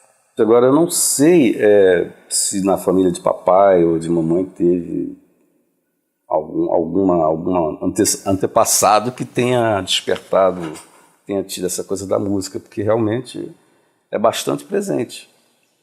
Odaí, Osni, Marilde, Dorinha sempre foram ligados em música. E a gente era muito ligado em música. Remanso, as pessoas adoravam essa coisa da musical, né, os discos, as festas que se fazia. Violão, eu com 15 anos pedi o Odeônios para me ensinar a tocar. Assim, eu sei que o Pedro também tocava, seu pai, né, e participava de festivais de música na adolescência. 13, 14 anos já comecei a me envolver com música. Não, acho que uns 13, 14 anos. Que foi a partir de um festival no colégio. E no primeiro festival eu tirei em primeiro e segundo lugar. Violão, eu comecei a tocar.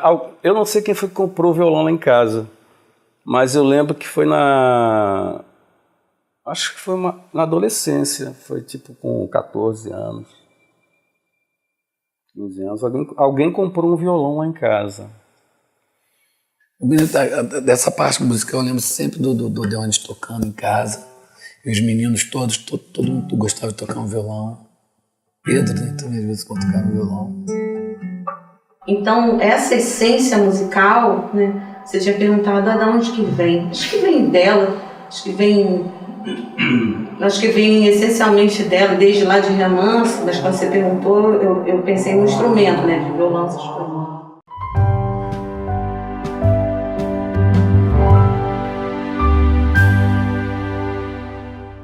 Ela nasceu no ano seguinte, né? Foi aí que minha mãe resolveu voltar a Remanso, com os filhos pequenos ainda, mas eu nunca voltei. O Dan pequenininho, o Dan passou muito mal, né? Eu voltou com os meninos pequenos ainda, né? Ela foi lá em Remanso uma vez com os menores. Devia ter uma meia dúzia. 1, 2, 3, 4. Foi do Odailson para baixo. Então foi foi Odailson, Marina, Pedro, Odeones, Corrinha, Gina e Dan, recém-nascido. E a minha mãe, porque a intenção de mamãe, além de comemorar os 15 anos da Dodora, da filha da minha madrinha, era batizar o Dan. Então, essa história do batizado, eu fiquei sabendo agora há pouco tempo.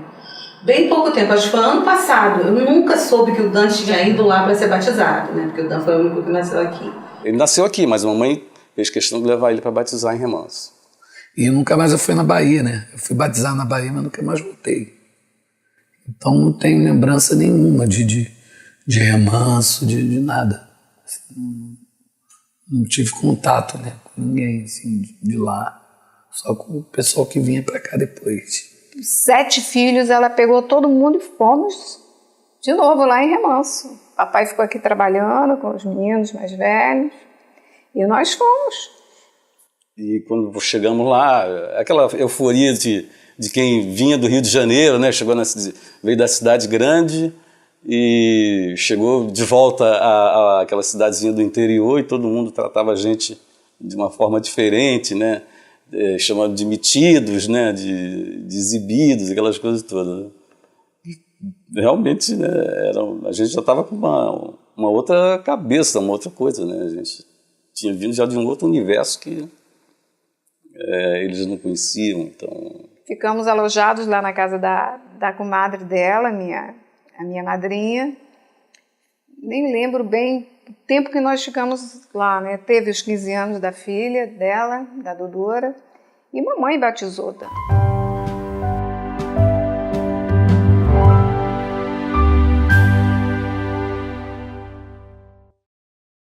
Eu acho que a gente ficou assim pouco tempo em São Gonçalo. 3 anos? Porque a minha mãe odiava São Gonçalo. E quando meu pai trabalhava na Alfaiataria Civil e Militar, no centro de Niterói, e minha mãe vinha muito para cá, para ajudar ele. E ela falava assim, nós vamos sair desse lugar, nós vamos para o centro. E ela fazia acontecer. Quero sair daqui para um lugar melhor. Ela nunca gostou. Tem gente que se fia desses lugares. E aí disse, o preço é um só mesmo, eu quero morar num lugar melhor do que esse aqui. Ela estava cheia do pó da pedra. E aí viemos para cá, que fomos morar num lugar bem ruim, ali no centro. Né? E era um prédio bem ruim. E tudo. Nós estranhamos muito, achamos aquilo muito estranho, mas fomos nos adaptando. Tipo um beco. A gente morava num prédio que tinha uma entrada que tinha um murinho, né? Aí depois você passava, era um portão que normalmente não estava aberto, não tinha. E quem quisesse chegava pelo menos na frente do prédio ali, tinha acesso, né? E outra coisa que eu lembro também desse local é que a gente não fechava, as pessoas não fechavam as portas de casa. As portas de casa ficavam abertas, então a gente transitava entre as casas. E lá tinha primeiro um campo de futebol, que a gente chamava de Areinha. Lá tinha até campeonato, o seu tio Chiquinho jogava tio principal lá. E depois, eu acho que foi assim, nessa hora. Depois esse local se tornou uma favela. E eu lembro da sua avó, tinha muito contato com um casal, que era o Russo e a esposa, não lembro. Yara, eu acho. E a gente ia lá comer gelatina, né? Eu nunca tive nojo, pelo contrário, eu sempre adorei estar ali no meio daquele povo todo, brincando. A gente brincava muito na rua. Mas assim, ela costumava até levar comida para eles, entendeu? Mas era legal que morar ali era perto do campinho, era bom. Não tinha briga, não tinha nada, não tinha ladrão, não tinha nada. Só tinha os moradores da favela que depois se mudaram, não sei para onde. A lembrança que eu tenho já é em Niterói, né? Eu nasci em São Gonçalo, mas a lembrança já era no apartamento em Niterói, na Rua Saldanha Marinho. Assim, e a casa era uma loucura, né? Porque tinha vários filhos, né? Tinha os filhos todos, mas tinha os agregados, que eram os amigos. A casa estava sempre lotada, sempre cheia de gente. Isso eu me lembro claramente, assim. Lembro de mamãe cozinhando. Todos os filhos, todo mundo, cada um lavava sua roupa.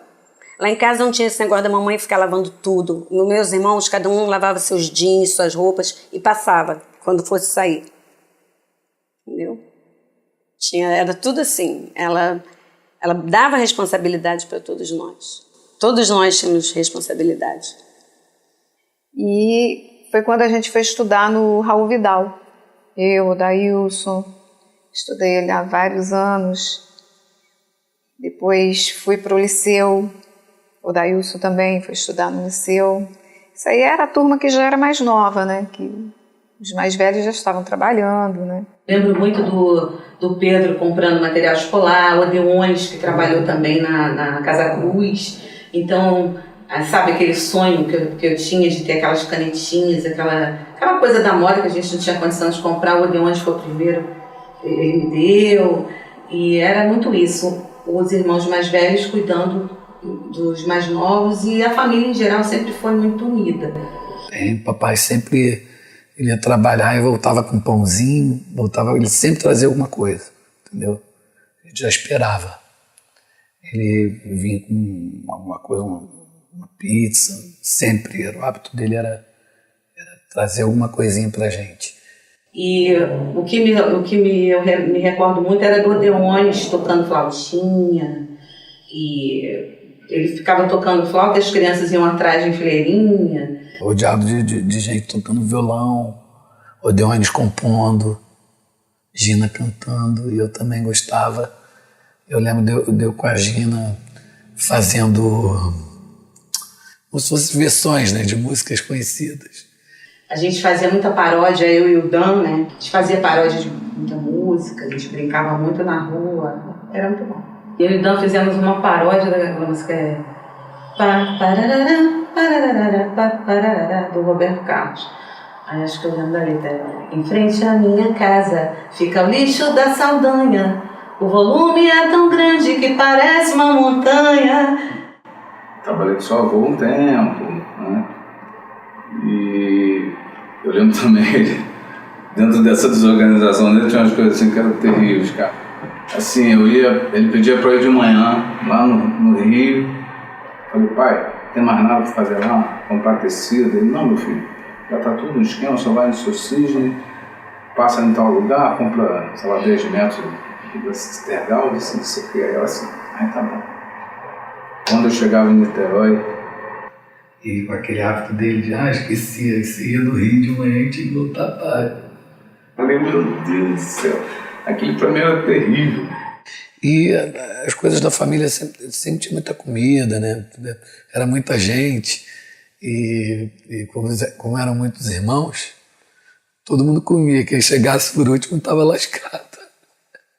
Geralmente era o Ronaldo. Chegava de madrugada, aí já comia só a raspa do tacho.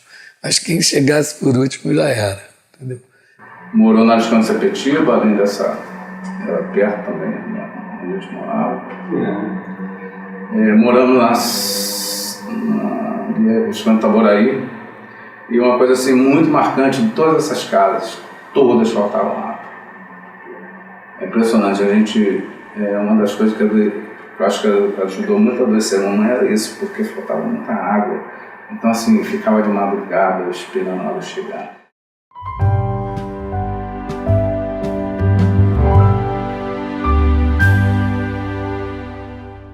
Ela estava em coma quando eu cheguei. Aí ela faleceu em seguida. Aí realmente foi algo que foi muito triste, porque eu não sabia que ela estava doente, né? De uma forma, né? Eles querendo me proteger para não me preocupar e não me falar, ou talvez também pensavam que a operação dela, ela podia sair bem. Quando eu soube que a Mariana tinha falecido, olha, minha vontade do chão até abrir o chão e entrar dentro. Digo, oh, meu Deus, pronto, acabou-se minha vida. Uma coisa que ela falou em vida, que eu cuidasse, nós fôssemos amigos, unidos,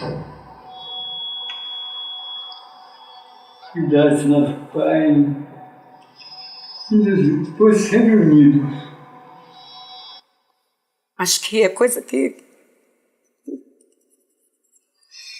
Nossa, mas arrebentou a gente foi a perda dela. Ela era muito nova. E eu também era muito nova. Eu tinha 24 anos, eu era solteira e eu fiquei com a responsabilidade de ficar com a Gina grávida e o Dan. O Dan tinha 11 anos, 12 anos. E meu pai, ele desabou. Aquilo ali foi muito difícil para mim. Eu só consegui ver isso muito tempo depois. Muito tempo depois que eu vi como que isso mexeu a minha vida toda. Quando ela faleceu, acho que logo depois, se eu não me engano, nasceu a Clarinha. Papai era totalmente dependente dela, né? Tanto é que ele quando ela morreu, ele ficou realmente, tipo assim, à deriva, né? Ele ficou sem chão mesmo. Foi um período muito pesado, foi difícil, né? Na época, eu me decidi aceitar aquilo, que minha mãe era muito nova, né?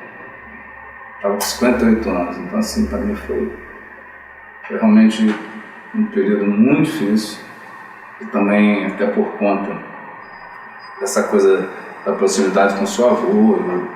Eu trabalhava, quando eu ficava 2 semanas em casa, eu continuei ajudando ele e eu passei assim muito tempo com aquelas dores dele, né? Porque o seu avô era um cara muito apaixonado pelo seu avô. Então ele queria ir no cemitério assim, quase sempre, sabe? E ficou aquela coisa por anos, eu não sei durante quanto tempo, assim, mas foram muitos anos, e aquilo, né, aos poucos foi morrendo, até ele parar, mas era muito, muito triste. Eu achei assim que seu avô também fosse embora muito cedo. Ele se sentiu culpado, não sei porquê, mas ele não tinha culpa de nada. Ele só passou a se cuidar depois que ela morreu. Ele descobriu que era pertence. O próprio tempo, né? O próprio tempo se encarregou de amenizar a tristeza dele, a dor.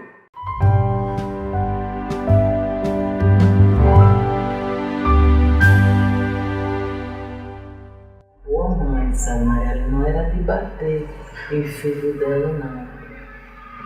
Ela não era de bater, não. Quando ela falava, era para valer.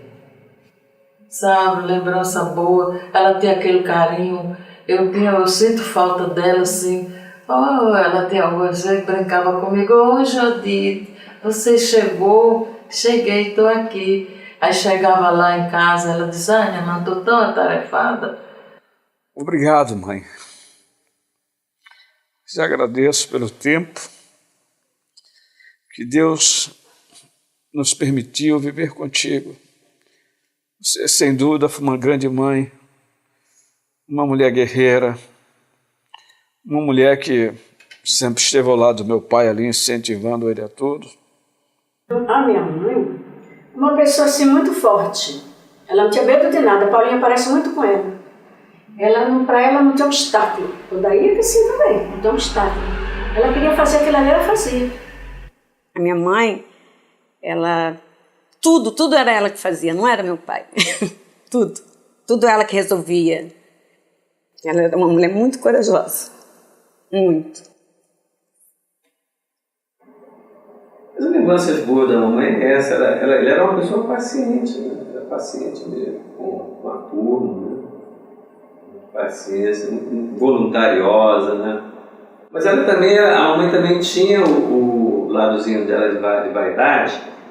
Ela tem uma foto dela muito bonita, que ela está com o Dan no colo e a Gina com 2 aninhos aqui perto da perna dela. E ela está muito bonita, é uma foto que até tem, acho que muitos têm por aí, os irmãos. Ela está com um vestidinho de gola baixa, um colarzinho, e ela está muito vaidosa, ela está se mostrando vaidosa ali com o Dan de colinho ainda, o Dan com, acho que no máximo 1 aninho de idade. Falar da mamãe é falar de mim. Porque tudo que eu sou, né? A minha essência de pessoa, e de vida e de mãe que eu sou, é ela. A generosidade. A mamãe tinha uma generosidade que eu só fui entender quando eu já estava bem mais adulta, bem mais velha. Ela era muito carinhosa, a gente conversava muito, era muito apegada a ela. Mas a mamãe era engraçada, que ela tinha uns rompantes assim, de vez em quando ela dava uns gritos assim. A gente morria de rir. Era esporro, mas a gente morria de rir. Ela que mandava na casa, entendeu? Mamãe que era quem mandava na casa, organizava as coisas. Papai trabalhava fora e de vez em quando dava na telha dela, ela ia para Bahia, pegava o filho e ia para Bahia, sozinha, né? Não tinha esse negócio de esperar papai para ir e tal, não tinha isso não, entendeu? Ela era muito independente, né? Muito forte, ela era uma pessoa muito forte. Papai não batia na gente, mas ela cobrava da gente, né? Ela, quando a gente saía do eixo, ela pegava um cipózinho de Moçambê e metia nas pernas, né? Já o camarada acertava, né? E ela era aquela pessoa forte mesmo, determinada. Ela queria fazer as coisas e fazia. Ela queria viajar para Remanso, ela viajava, pegava os filhos e levava. E ainda trazia gente de lá. Quer dizer, a casa já era cheia, né? Mas mesmo assim ela trazia. Cara, ela era demais, a mamãe era incrível. Aí, porra, ela era muito determinada. Eu sempre acho assim, a nossa agitação nós herdamos da mamãe, né? Aquela mulher que não parava, né? Sempre fazendo algo, sempre ocupada. Vamos dizer, às vezes ela dizia assim, eu acho que eu vou procurar um emprego, primo. Aí meu pai falava assim, você tá brincando, né? Eu particularmente me identifico muito com ela. Acho que eu pareço com ela, mais pareço com ela fisicamente e também na maneira de ser. Ela uma mulher muito, às vezes ela era muito engraçada, ela era muito assim, atribulada com as coisas, ela não sossegava muito, ela chegava em casa, o sofá estava aqui um dia, aí quando chegava no dia seguinte o sofá estava em outro lugar. Aí ela comprava as coisas no armário, passava um tempo e não gostava, aí dava armário para alguém, assim, e cismava assim, vou passar um dia não sei aonde, aí papai corria atrás de trabalho, corria para lá e para cá até arrumar o sinal, né? Pegava o sinal do trabalho, aí com aquele sinal não mais viajava, era assim, ele corria muito atrás. Então, ela era uma pessoa muito amorosa, eu lembro dela, o papai tá deitado no chão da sala da Sepetiba, aí ela mexendo no cabelo dele, cortando as unhas. E o que eu lembro é que eu queria mais que ela abraçasse. Não tinha essa relação de beijo, de abraço, de pai e mãe, né? Nós não tínhamos muito isso. E eu tinha muita vontade de que tivesse isso. Eu acho que tinha uma timidez, não era nem uma falta de amor, de nada disso. Timidez, né? até porque era mais uma timidez. Bem a mamãe era muito tímida. O amor que ele tinha pelos outros, o respeito. Minha mãe tem a personalidade totalmente contrária do meu pai. Meu pai, sim, passava a mão na cabeça do filho. Minha mãe, não. Minha mãe, se tivesse uma bronca, ela não queria nem saber se era casada, ela estava bronca mesmo. Ela era assim, ela tinha pulso firme, pulso forte. Mas assim, sempre teve aquele maior respeito, tanto ele por ela como ela por ele. O papai sempre foi muito romântico, isso foi uma coisa assim, linda, né? Nunca dizia, você não vai, né? Então isso ficou muito marcado, esse amor, esse carinho que ele tinha com ela. A mamãe era uma pessoa, nesse aspecto de carinho, de papai abraçar, ela era um pouco tímida, né? Ela era meio assim, mas tinha esse carinho, esse romantismo, que ele sempre teve muito com ela. Isso é uma coisa inesquecível. Falar do meu pai não é complicado e também não é fácil, mas ele sempre foi um homem muito dedicado à família. Foi um homem desde o princípio e viveu para a família, para a esposa e para os filhos. Foi um homem que ele praticamente não tinha tempo livre para nada na vida dele, assim, livre para fazer um passeio, algum negócio, porque ele dependia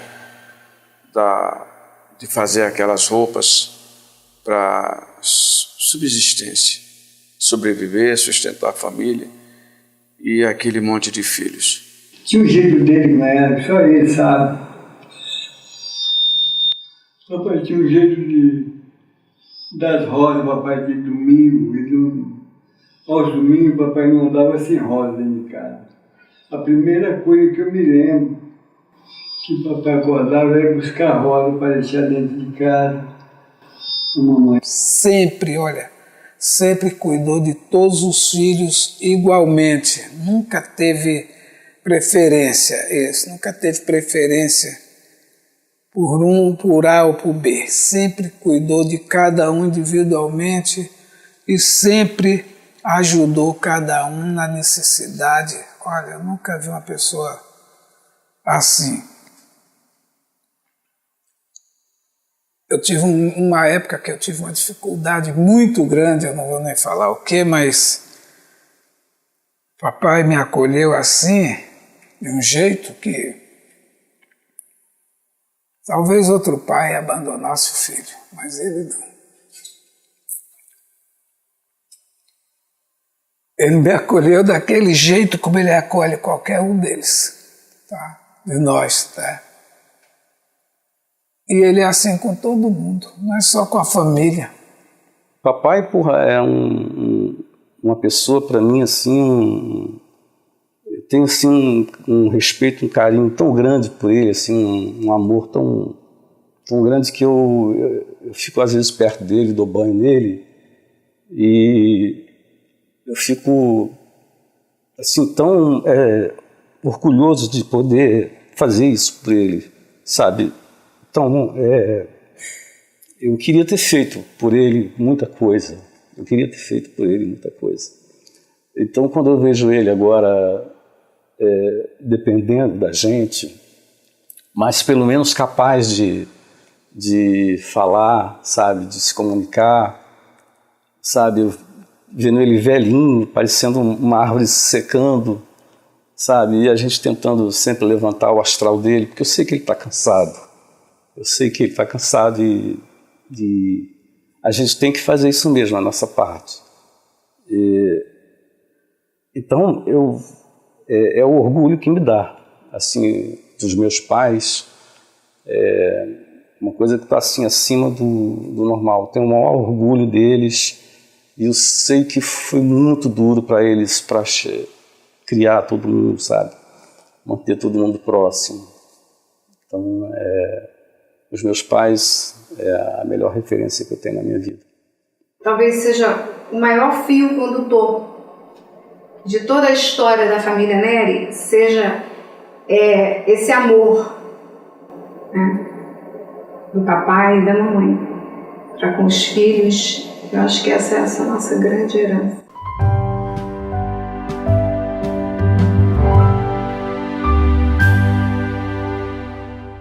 Todo mundo unido, tão unidos. Essa coisa de união. Essa união. Minha família sempre foi unida, né? A união, sabe? Essa união que nós temos hoje, ela é simplesmente o fruto do amor dos nossos pais. Mas essa herança que a gente trouxe, que a gente traz até hoje, e tentou também passar para os filhos da gente, de estar todo mundo, sabe, junto, harmônico, um ajudando o outro. Isso é uma coisa que os nossos pais, de alguma forma, eles passaram isso sem a gente perceber. Embora cada um agora tenha sua vida e tal, mas a gente, quando se encontra, entendeu? Rola sempre esse lance do amor. Isso aí é a pedra fundamental da família. O carinho. Que a gente vê que existe esse carinho dos irmãos, que existe dos primos, e todo mundo que agora já está uma família bem crescida, né? A maior de todas as heranças, né, que foi esse amor dos meus pais. Eu sempre falo assim, nós somos filhos feitos de amor, porque é a essência do bom. Papai e mamãe, pessoas boas, e passou essa essência para nós, para os meus irmãos, e que hoje está aí, nos sobrinhos, nos netos, nos filhos de vocês. Então, eu acho que essa é a maior importância da nossa família. Tem uma história que diz assim que antes da era das grandes navegações, o espírito humano costumava construir grandes catedrais medievais. E um dia um rei, numa determinada cidade, decidiu construir também uma grande catedral. E durante o andamento das obras, o rei desceu para visitar o canteiro das obras e ali ele foi encontrando cada um daqueles operários que estavam construindo aquela catedral. E ele perguntou, o que é que você faz? E ele respondia, eu faço os tijolos. Partiu para o outro, eu faço a massa. E você? Eu monto os andames. E o rei foi fazendo essa pergunta a todos eles e a resposta era sempre a mesma. Até que num determinado momento ele se encontrou com um jovem adolescente que estava tirando água da cisterna, porque esse era o trabalho que ele exercia como operário. E o rei, chegando ali, perguntou, o que é que você faz? Ele levantou os olhos, olhou dentro dos olhos dos reis e disse, Majestade, na realidade eu estou ajudando a construir uma grande catedral. Na realidade, aquele jovem era o único que tinha a noção exata do que significava aquele conjunto de operários e que estavam ali fazendo. E papai e eu mesmo, quando comecei a trabalhar e a obter as melhores condições financeiras, eu me lembrei exatamente disso, do meu pai, da minha mãe, de todos os meus irmãos. Então, o que é que eu estava fazendo? Ajudando a construir uma grande família, que é a família Neri. No dia 19 de março de 2009, o senhor Odeones escreveu a seguinte carta. Odeones Neri Correia. Este cara trabalhou até os 74 anos, mas quis o destino tirá-lo da batalha a partir do dia 2 de agosto de 2004, por achar que estava de bom tamanho, embora eu achasse que cabia mais um pouquinho de batalha. Hoje, aos 80 anos, estou sofrendo essas consequências que o AVC transformou. Eu fui aquele cara que trabalhava dias ao lado de minha filha Dorinha e meus 2 netos Paulinha e César. Não conseguimos alcançar o meu principal objetivo, que foi de ter o nosso lugar para morar e viver com mais tranquilidade. Mas os meus 3 herdeiros estão cuidando disso e serão muito felizes. Estou deixando um grande tesouro, meus filhos de um total de 12. Espero que todos prossigam amigos para sempre. Amém. O velho pai de todos, que queria viver mais e mais junto de vocês, Odeones Correia.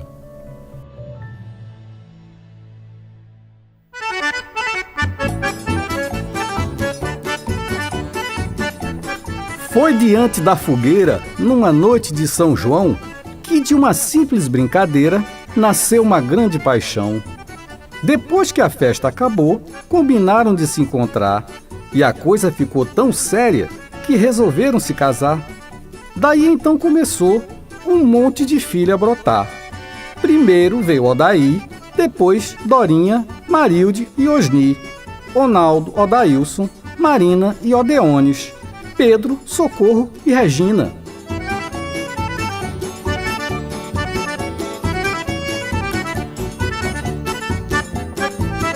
E para terminar o clã, aqui no Rio de Janeiro nasceu o menino Dan. Daí em diante foi gente brotando de toda sorte. Até nos States nasceu 2 netos com passaporte. Hoje tem gente espalhada em tudo quanto é lugar. É filho, é neto, é bisneto, não dá nem mais para contar. A família Nery inteira mais parece uma multidão. E tudo começou na fogueira, numa noite de São João.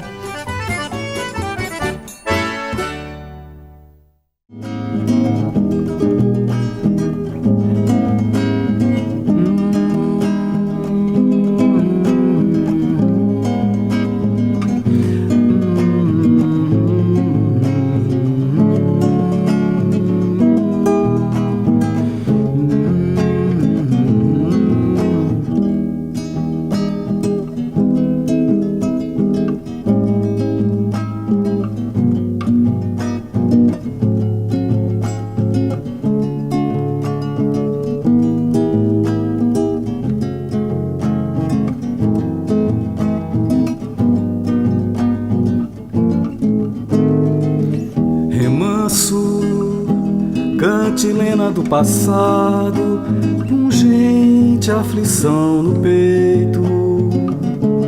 A ver navios fiquei quando tu foste embora de mim.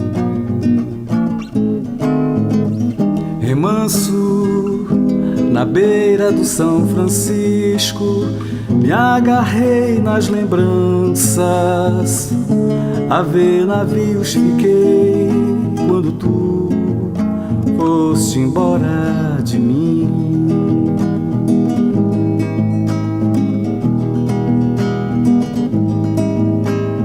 Quando eu era um menino, vede os pés descalços, atirava pedra no rio e nadava até cansar. Deitava o corpo na esteira, dormia no colo de vó, e a barquinha de longe apitava, apitava, apitava. Cavalos no campo aberto, gados no pasto, homens da terra.